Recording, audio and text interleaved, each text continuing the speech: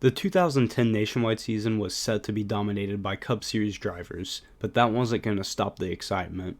Brad Keselowski, Carl Edwards, Kyle Busch, Kevin Harvick, and others were racing most, if not all, of the races that year.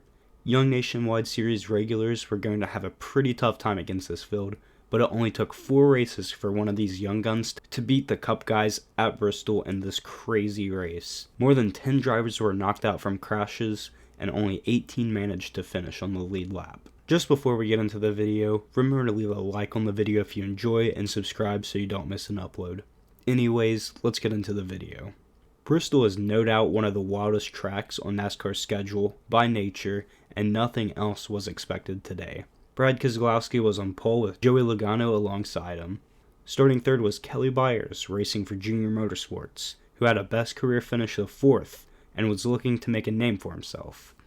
Now, let's get into the race. Turn number 4 with pole sitter Brad Keselowski up on the high side, and we are green.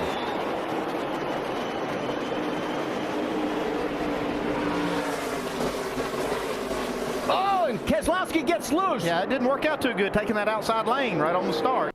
On the first lap, Keselowski got loose and nearly wrecked, and continued to fall back. He started battling with Byers, and Byers almost spun. Keselowski just doesn't seem to have look at Byers. Look out, Byers. So already we've got a lot of wheel spin going on. Logano led, opening a gap with all the hard racing going on behind him. Trevor Bayne and James Buescher nearly wrecked each other as well, forcing Buescher to pit. By lap 15, Carl Edwards and Kyle Busch were all over the back of Logano as they started to deal with lap traffic. On lap 21, Kyle Busch made this unbelievable 3-wide move for the lead, with a lap car separating him and Logano. Call. You just can't hold it. Remember, that's 26 degrees banking down at the bottom of the track, graduating up to 30. Lead now. Here we go, and Kyle's going to take the high side around the 73. Cope's going to feel like a sandwich. And there goes Kyle. After the first commercial break, the first caution was out. And just as we come back, we're under our first caution here at Bristol, the 26 of Brian Keselowski, and you can see the net result. Yes, the safer barriers are a little softer than concrete, but not that soft. James Buescher got into the back of Brian Keselowski and sent him to the outside wall. Buescher was 5 laps down already after his earlier incident with Bayne. Kyle Busch shot out to the lead on the restart, while Kasey Kahne fell back several positions. Once again, coming back from commercial break, the caution was out again on lap 50. This time for debris, while many of the lead lap cars pitted, but not the leader Kyle Busch. Greg Biffle in the 27 car settled into second after the restart, trying to chase down Kyle Busch. The drivers with 4 tires were buried down in 20th or worse. Justin Allgaier, who started 30th, had already worked himself into the top 10. He had been the most competitive young gun all season, with 4th, 9th, and 7th place finishes in the first 3 races. The third caution didn't come out until lap 90. Also want to tell you about what's coming up on the motorsports. Oh no, we got a crash. Brian Scott. Oh, and the 16 is also involved. That's Colin Brown, and now the fire is the 66 of Stephen Wallace. Colin Braun was hammered by Stephen Wallace after running into Brian Scott. The red flag was thrown pretty much immediately. It started with Scott Wimmer running into Brian Scott just into the braking zone, sending him spinning directly into the racing line.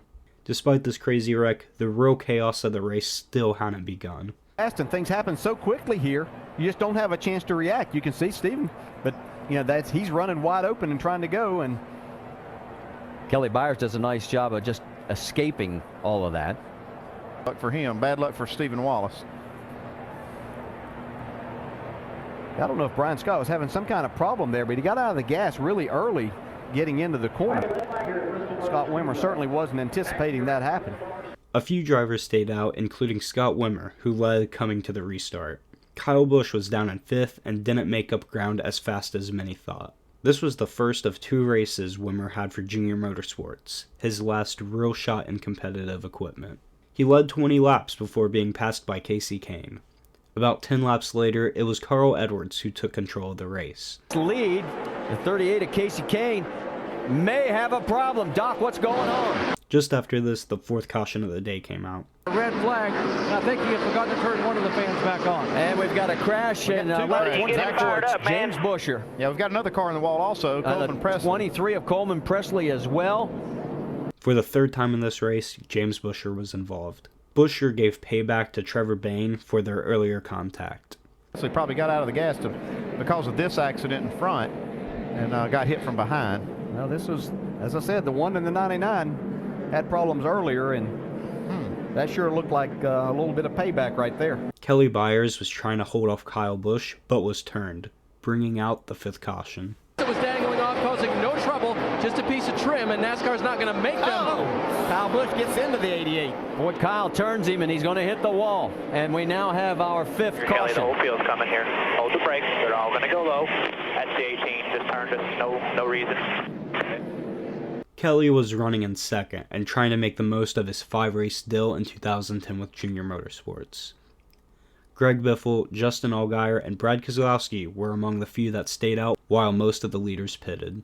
Biffle led on the restart and led until one of the biggest crashes of the day. Actually, Casey Kane, he had that motor overheating real bad, Brad.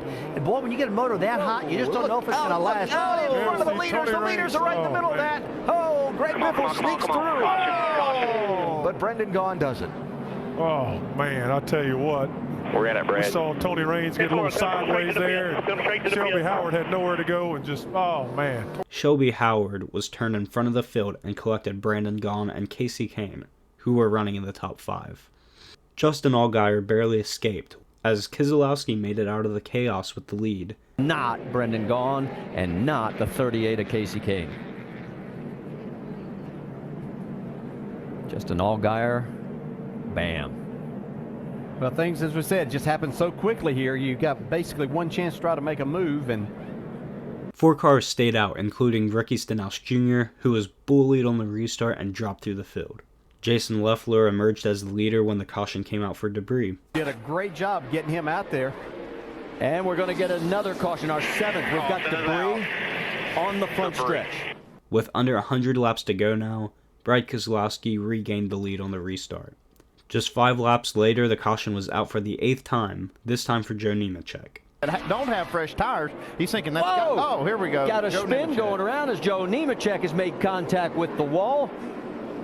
And that will bring out the caution once again.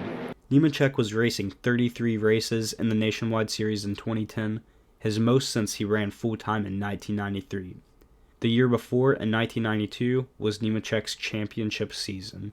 Unsurprisingly, Brad Keselowski left the field in the dust on the restart while most of the field was held up by slower cars on old tires. No one was able to challenge him as Biffle, Allgaier, and Busch were all having a hard time getting anywhere close to him. A common theme for this race was cautions happening over commercial break, and it happened again. We're here at Bristol Motor Speedway under our 8th caution of the day. Well, with 72 laps to go, the race lead's held by Brad Keselowski. Coleman Presley misjudged his space trying to make a move on Mike Bliss and made contact with the inside wall. On Mike Bliss, but car pushed up into him. Yeah. I just wonder if that wall being, just a little bit, taking some of that racing room away from those guys didn't have even contribute to this just a little bit. He had a great run going, guys. He was running 15th at the time. That was for position. With 50 to go, Brad led Allgaier and Busch and looked untouchable. Once again, under the commercial break, there was a caution. Ricky Stenhouse Jr. made contact with Michael Annett and spun, much like Coleman Presley the caution before. That inside car trying to stay off, you turn the wheel a little bit more and that creates a spin. So he gets into the wall and probably busted the radiator there. It's the exact same thing we saw with Coleman Presley and Mike Bliss off that. With 44 to go, Allgaier had a bad restart and let Keselowski get away again and was immediately challenged by Busch. After fending him off, he got into a rhythm and tried to catch Brad. And you guessed it, over the commercial break, there was the 11th and final caution. We're going to break out of the commercial because we've got another caution, our 11th. John West Townley has turned it around. The 61 also involved of Josh Wise. And looks like 21's day might be over. Go. Oh, bud. In. Let's take a look to show you what happened. Whoops. Oh, man. He got plowed by the 35 of Jason Keller. After several chances, Allgaier hadn't been able to pass Keselowski. This restart was his chance after matching Brad on the restart and had cleared him by the exit of turn 4. Edwards trying to hang on this time. Look at Allgaier now. He's got a good run off turn 2. Whoa, and he runs up on him, and can he close it? He does. He takes the lead. The Penske teammates battled for several more laps until Brad had to start worrying about Kyle Busch behind him. He wasn't in the clear yet, as there was a strong chance for the yellow, but it never came. Brad was able to get close at times, but wasn't able to get side by side with Allgaier until 6 to go.